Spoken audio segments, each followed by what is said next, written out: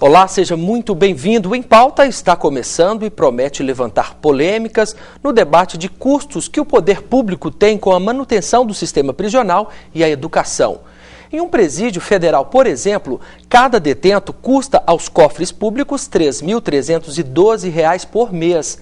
Por outro lado, um aluno regularmente matriculado em uma universidade federal, por exemplo, custa em média R$ 1.498. Vamos saber dos nossos convidados a opinião sobre este tema. O Em Pauta recebe o promotor de justiça, Breno Lintz, e o assessor da Secretaria Municipal de Educação, Sr. Sérgio Genovez. Quero agradecer a presença dos nossos dois convidados por terem aceitado o nosso convite para falar um pouco sobre esse tema que mexe com o imaginário da população, porque é o dinheiro público sendo investido, tanto no sistema prisional quanto na educação. E eu queria começar perguntando para o Dr. Breno Lintz se o senhor acredita que há aí uma questão histórica em função desses investimentos maiores no sistema prisional do que na educação. Por que disso, doutor?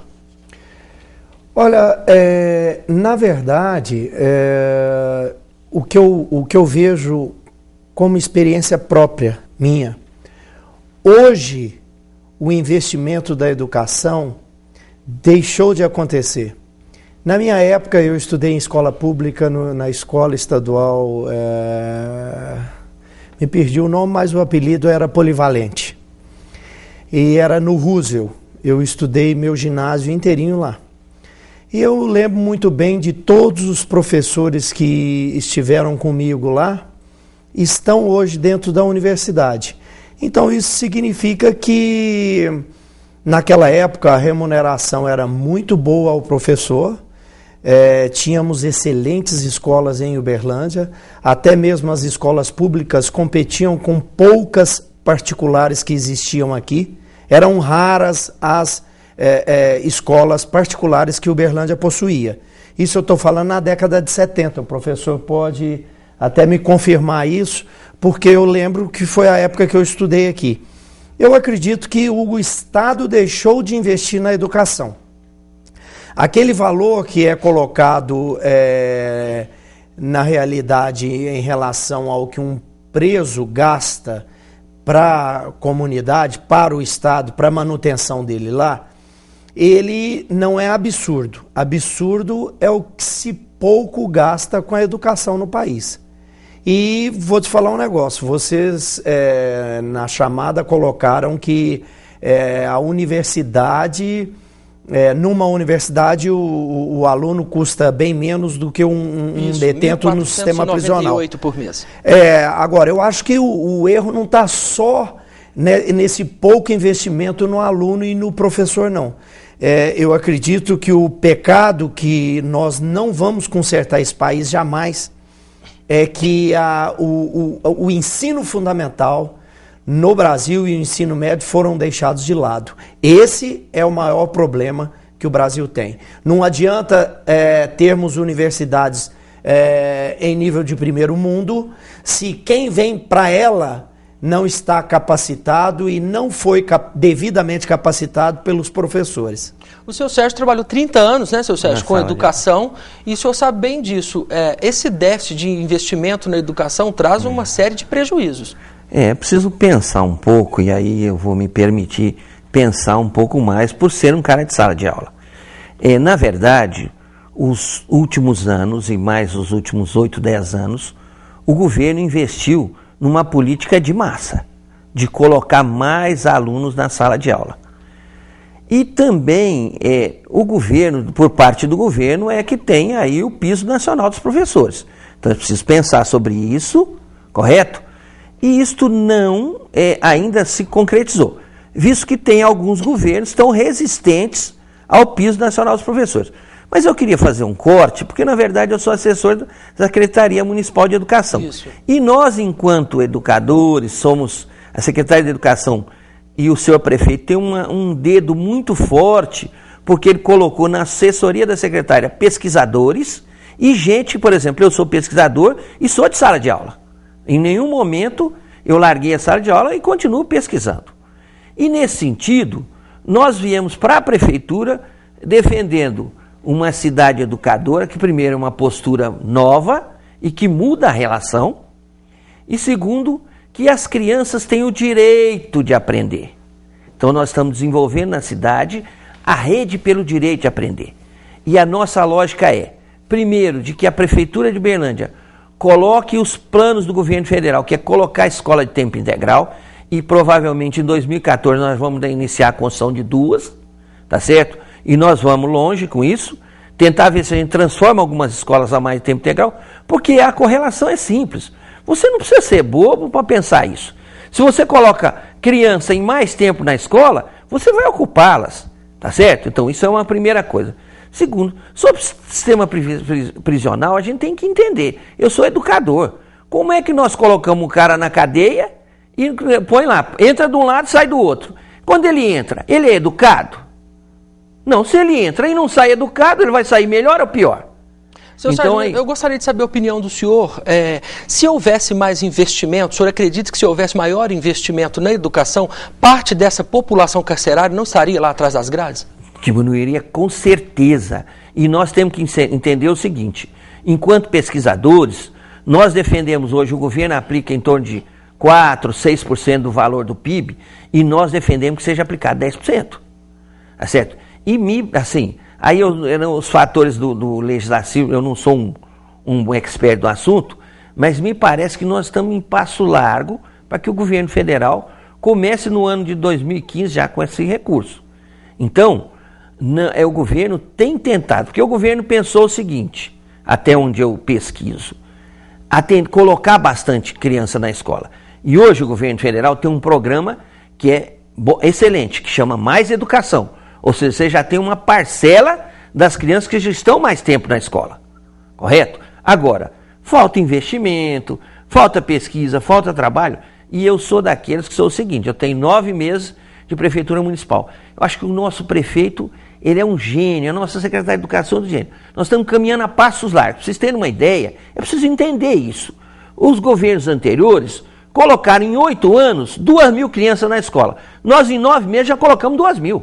Então esse seria o caminho, né? Então ele também apoiando a luta pelos 10% do PIB para a educação, royalties do petróleo também para a educação. Exatamente. Eu queria perguntar para o doutor Breno, o senhor acredita que se esses investimentos amanhã ou depois forem verdadeiros, 10% do PIB para a educação, royalties do petróleo para a educação, diminuiria essa população carcerária que hoje passa do 500 mil no Brasil? Sem dúvida nenhuma, mas não é susto algum esse número da população carcerária no Brasil. No mundo inteiro, o fenômeno criminalidade gira de 0,7% a 1,2% da população. Isso nunca acabou e não acredito que acabará e nem nós conseguiremos ver uma situação dessa de diminuir este índice. Então, sem dúvida nenhuma, que é um incômodo para qualquer governo ficar gastando dinheiro com o sistema carcerário. Porém, ele é necessário porque o ser humano não para de cometer crime. Não adianta, eu já discuti isso muito com os amigos, com os colegas, com experiência própria de vida. Eu tenho 22 anos de Ministério Público. Eu acredito que o fator social eleva essa questão da criminalidade. Porém, os maiores problemas da criminalidade estão na impunidade e estão no início da vida escolar e familiar da pessoa. São esses 3 fatores que pesam muito para um crescente índice de criminalidade. Isso não vai parar, porque em países de primeiro mundo, Suécia, Suíça, Noruega, esse índice gira ainda em torno de 0,7% a 1,2% da população cometendo delitos. Então, nós temos que trabalhar com a hipótese de termos um sistema carcerário mais barato e um sistema carcerário que dê algum resultado quando retornarmos aquele indivíduo para a sociedade. E a educação que funciona. E a educação funciona. E outras coisas funcionam, só que o Brasil é acanhado em fazer as coisas. O Brasil, por exemplo, poderia privatizar todos os presídios, tá?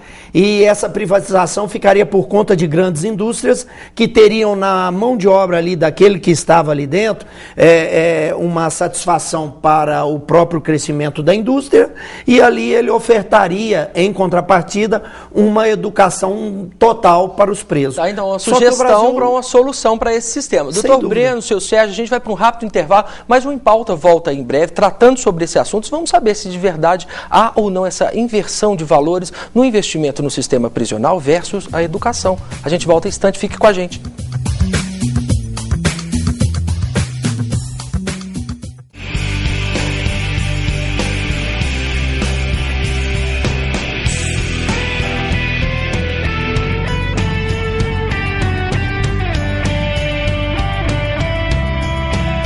Esporte é qualidade de vida.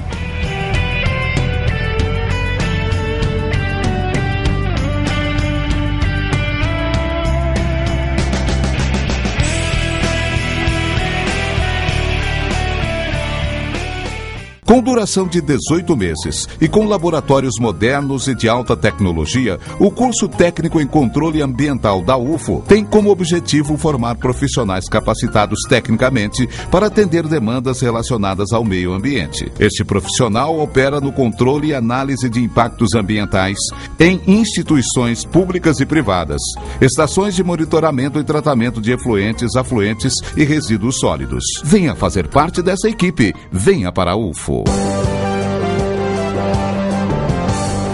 Classificada como a profissão do futuro, o bacharel em ciência da computação é um profissional com competência no desenvolvimento de softwares e em diversas áreas da tecnologia da informação, atendendo adequadamente o mercado de trabalho. Atual, dinâmico e competente. Venha você também construir o futuro da computação.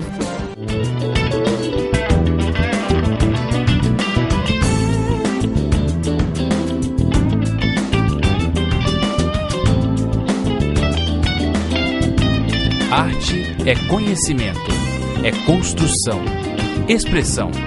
Museu Universitário de Arte, Praça Cícero Macedo, 309, bairro Fundinho.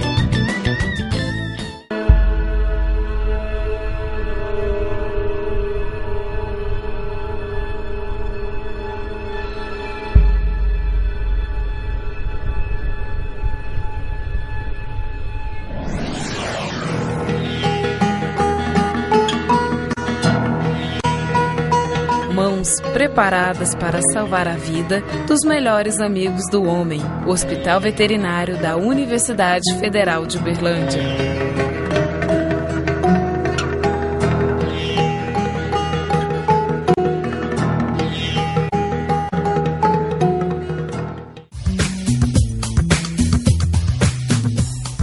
O nosso Em Pauta de hoje está de volta, hoje recebendo o Dr. Breno Lintz, promotor de justiça em Uberlândia, e também o assessor da Secretaria Municipal de Educação, o senhor Sérgio Genovez. Para começar esse bloco, eu queria apresentar alguns dados que eu tenho aqui em mãos. Trata-se de uma pesquisa custo-aluno-qualidade. Ela fala sobre investimentos em educação e aponta que esses investimentos deveriam ser, no mínimo, 50% maiores. Mostra ainda que, para garantir todas as metas que são apontadas lá no Programa Nacional de Educação, seria necessário investir 327 bilhões de reais na educação do Brasil. Esse valor já seria os 50% do que é investido hoje. Ou seja, falta investimento. Seu Sérgio, o que o senhor acredita que deveria ser feito enquanto esses investimentos não aparecem? Olha, eu vou te dizer uma coisa que eu sou muito... me dizem que eu sou até muito otimista. Eu vou citar um dado aqui que eu gostei que o Breno falou lá do Polivalente. Eu fui professor da Escola Polivalente também. Ele não foi meu aluno, mas muitos colegas dele, que hoje são promotores, foram meus alunos. Então, é preciso entender determinadas coisas. Eu, esses dias, acessando uma pesquisa, nós temos aí os colégios militares do estado de Minas Gerais. São colégios por excelência, aluno escolhido, babá. Mas a quarta escola do estado de Minas Gerais é a Escola Estadual Messias Pedreiro, correto? Onde os meus filhos fazem ensino médio, a minha filha hoje é aluna da universidade.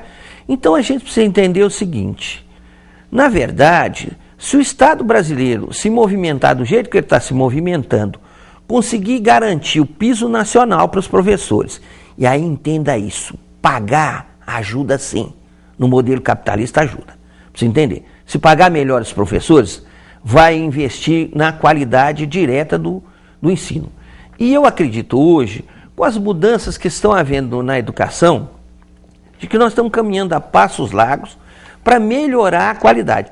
É uma coisa, não estalar o dedo, isso não é verdade, entendeu? Não é verdade. Mas se você pensar hoje, eu tenho um apreço enorme pelo aquilo que eles estão fazendo nas universidades. Eu pegava a lista da Universidade Federal de Uberlândia, tem na região toda. Então, pense bem que há uma mudança qualitativa no ensino, que à medida que você qualifica mais pessoas no ensino superior, isso reverte na universidade, visto no ensino público, visto que a maior parte do pessoal que está nas universidades vão para o ensino público, porque, na verdade, os maiores cursos das universidades são em bacharelado, são as maiores ofertas de vaga. Então, eu preciso pensar que isso está acontecendo. Nós temos que ter um cuidado, e aí muito respeito ao promotor, porque eu não sou da área da justiça, mas eu não tenho nenhum apreço pela privatização, tá certo? Ou, eu vou ser bem franco, pela venda dos presos para a iniciativa privada. Não é essa a resolução do problema.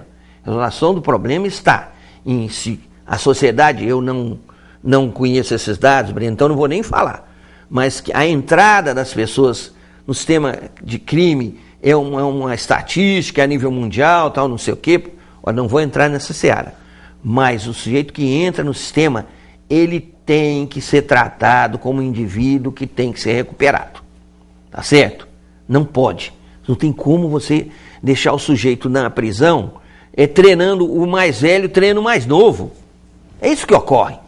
Doutor Então, Breno, está longe de acontecer isso, o presídio deixar de ser uma escola do crime e passar a ofertar educação e mudar a realidade desse detento que está lá dentro, que de repente não teve o acesso à educação, como a maioria da população tem. E, é claro, a educação não é uma garantia de que ela não vai formar vai deixar de formar um criminoso. Né? Mas a gente sabe que contribui muito. Mas a gente vê por outros lados também a educação chegando dentro das grades, chegando dentro dos presídios, das penitenciárias, apesar dos exemplos serem poucos, mas a gente tem sim. Mas aqui em Uberlândia a gente tem isso. Tem inclusive presos que fizeram curso superior. E não só isso, nós temos uma sala de aula dentro dos presídios aqui e tem-se ensinado bastante, inclusive alfabetizado alguns que nem alfabetização tem. Sem dúvida nenhuma que a falta de educação, seja ela aquela escolarização que também se depende para que posteriormente essa pessoa que passou por ela tenha um filho e saiba tratar dentro de casa, é importante. Porém, existem situações que isso aí não contém a criminalidade. Existem situações, eu conheço vários indivíduos que lá estão, que estão respondendo processo, que têm educação melhor que a minha, a sua e que a do professor. Então isso aí não é só escolarização que vai resolver problema de presídio. Uma reformulação no sistema carcerário, excluir contato do detento com o agente penitenciário é importantíssimo. Eles não deveriam ter contato um com o outro. O preso poderia ter contato com um ou dois colegas que lá se encontram, porque é desesperador você excluir uma pessoa do convívio humano, e ele deveria também conviver com a família. Fora isso, não deveria ter esse entrave, porque esse entrave é prejudicial na recuperação dele, é prejudicial na reflexão que ele poderia fazer da própria vida. Então isso aí é o câncer do problema retorno sem preparação do indivíduo para a sociedade. Reinserção na sociedade. É o sistema carcerário. Nossa, é completamente errado. Completamente errado, completamente errado. É um absurdo, professor tem razão que não vai educar ninguém que está lá dentro. E nem vai melhorar ninguém que está lá dentro. Porque as relações humanas lá dentro não são boas, são contaminadas, e eu não acredito que a pessoa que tenha que controlar possa ter contato com aquele que deve ser controlado. Isso não pode existir. No que diz respeito a essa conduta do Estado com quem está cumprindo pena, eu queria saber a opinião dos nossos dois convidados no que diz respeito aos auxílios. A gente sabe que o detento que tem filho, que a esposa está aqui dentro cuidando do filho hoje, recebe mais de um salário mínimo por filho que tem. Quando a gente entra dentro da universidade, as bolsas auxílios, na maioria das vezes, são até menores do que aqui um detento recebe. Uma bolsa de iniciação científica e assim por diante. O senhor acha que isso deixa esse detento mal acostumado? E quando ele sair de lá, será que ele vai continuar conseguindo manter a família com a renda que o presídio dava a esta família dele, sem ter que cometer outros crimes? Existem dois tipos de pecúlio. Um decorrente da inscrição do indivíduo no sistema de previdência social brasileiro. Se ele tiver cumprindo o trabalho e ter o vínculo com o INSS, existe o auxílio reclusão. Além desse auxílio reclusão, tem um outro tipo de pecúlio que é da seguinte forma. Uma empresa tem um convênio com o sistema carcerário, onde encaminha vários detentos que estão no regime semiaberto para trabalhar de dia nessa empresa. Como essa empresa fez o convênio, ela paga para o Estado um valor e o Estado devolve para o detento 50% desse valor. Então, às vezes, também tem que se tomar cuidado desses levantamentos que se faz, do que custa um preso e o que está incluído nisso aí. Porque tem alguns que pagam metade do que estão ganhando. Então, isso aí são fatores assim, eu não sei, eu nunca consegui ter nas mãos um dado real do quanto ele custa. Ele não é barato. Mas eu queria saber o que inclui nesse custo do preso dentro de colônias penitenciárias no Brasil. Será que está computando, por exemplo, o meu salário como promotor, o salário do policial que está tendo que reprimir e do salário do delegado que está tendo que investigar? Eu nunca tomei conhecimento de qual é esse dado concreto. O que custa? É só a comida que estão computando? É só a energia elétrica do presídio? São só os salários dos agentes penitenciários? Porque às vezes você pode fazer um cálculo de R$500 e você pode fazer um cálculo de R$4.000. Tem que tomar um cuidado nisso. Agora, eu sei que isso aí está mal feito no Brasil inteiro. Existem outros países que o sistema carcerário é bem melhor, bem melhor. Deixa eu só fazer um comentário que eu preciso entender isso também. Enquanto educador, nós defendemos o direito à vida. Então, seria injusto pensar que o filho do cara que foi preso, ele não tem o direito a viver. E aí, o Breno está dizendo bem, é um recurso, né? Que às vezes o cara contribui com o INSS, ou às vezes a transferência do Estado. Aí o Breno tem razão, essas mazelas, elas são complicadas. Não sou eu, não gesto essa coisa, não entendo. Mas, por exemplo, a gente sabe que o cara, para isenção de imposto, ele coloca dinheiro para um lado, outro, eu não entendo, não sou da área da finança. Mas o direito à vida, ele é essencial. Nós não podemos tentar corrigir um problema tirando um direito. Entendeu? Porque essa criança, se você está investindo nela, você está investindo no direito a ela viver, entendeu? Talvez seja uma criança que requer maior investimento, porque ela tem um exemplo negativo dentro de casa. Ter clareza disso, porque senão a gente vai dizer assim, não, o Estado está pagando o filho do preso, está pagando o filho do preso, está garantindo o direito daquela criança de viver, que não tem culpa da história de vida dela, ela nasceu. Então preciso compreender isso, claro. Senão a gente vai criando aquele bolo, tá certo? E aí ele tem razão. Como é que é calculado? Esse direito à vida, ele tem que pôr no bolo? Claro que não, entendeu?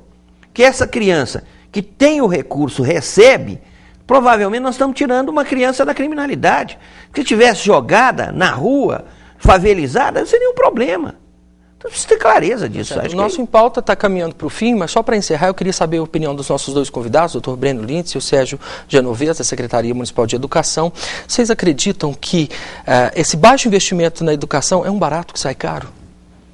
Eu acho que para recuperar, nós teremos que ver mais 2 gerações aí para frente, para a gente começar a ver o salto de qualidade nessa reformulação que está sendo comentada. É um déficit histórico que não vai ser resolvido da noite para o dia. Eu acredito que não. Essas 2 gerações eu estou colocando cada uma 10 anos aí.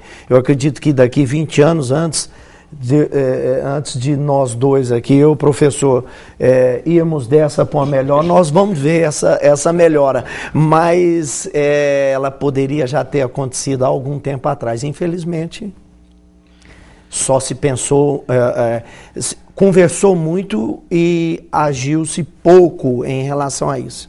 Acho que deveria incrementar mais direcionamentos, porque discutir não se precisa.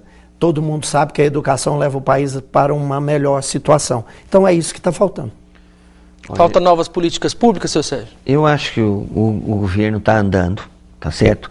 E a gente tem que pegar e valorizar. Então eu convido a todos a tentar ajudar no Mais Educação, que é um projeto interessantíssimo, que está colocando as crianças mais tempo na escola. Aqui nós estamos investindo forte na construção de novas creches, exatamente para que melhorar a estrutura de atendimento. Eu tenho certeza que o prefeito Gilmar Machado tem uma proposta clara de aumentar ao máximo a oferta de vagas. Isso a nossa cidade vai sentir nos próximos 4 anos. Doutor Breno, o senhor acha que isso ainda está distante de mudança real? O reflexo na sociedade, eu acredito que ainda será visível daqui 20 anos numa melhora geral de país. Agora, sem dúvida nenhuma, o Gilmar, com as ideias que ele tem, eu o conheço bem, pode muito bem implementar isso antes que um próprio Brasil resolva fazê-lo. Tá ok. Quero agradecer a presença dos nossos convidados, o Dr. Breno Lintz, promotor de justiça, e também o seu Sérgio Genovese, assessor da Secretaria Municipal de Educação de Uberlândia. Muito obrigado pela presença dos dois. O nosso Em Pauta de hoje fica por aqui. Aguardamos você no nosso próximo programa. Até lá.